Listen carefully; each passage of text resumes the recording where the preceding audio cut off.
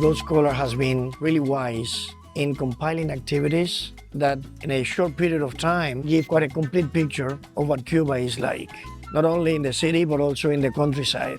When participants leave, most of them say that they go back home with quite a complete different concept of Cuba from the one they had when they set foot on the island. I'd really love to see the way participants come to learn from us and they go back home having learned what made Cuba unique. It's actually its people. As Cubans, we are a mixture of cultures. The country could be there, but without its people, it would be impossible for it to be that unique. As a group leader, my main role is to present my culture. We begin by having a lecture by an expert on architecture so that when I work the people around the city, I can contextualize the theory that they were taught on that lecture.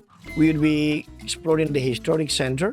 Of course, we have to combine history with our everyday life. So we teach them how to prepare some of our Cuban dishes. For example, ropa vieja, shredded beef, rice and beans. Not having rice and beans doesn't give you the right to say that you've been to Cuba. And for dessert, we peel the guava, we boil that in a syrup, and that makes cascos de guayaba, quite a delicious dessert. We get another lecture on the evolution of music, and a Cuban cannot be conceived without our music.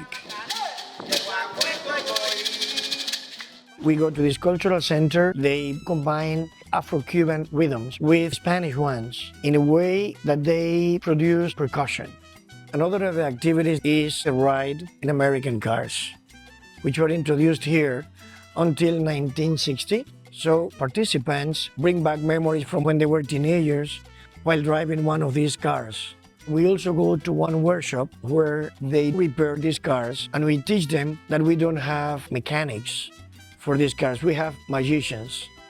We drive our participants to the westernmost part of Cuba. Road Scholar make it really easy to go around in very comfortable coaches. Once that we go to Viñales, where we have one of the oldest rocks in Cuba, these flat top hills called Mogote. We visit one of the tobacco planters. We learn the way they grow tobacco that we export as cigars. And then we continue to enjoy a lunch prepared by a family in Viñales. Instead of staying in a hotel, we stayed in families' houses who provide a comfortable stay. I really admire the way that in Road Scholar groups, everybody welcomes everybody.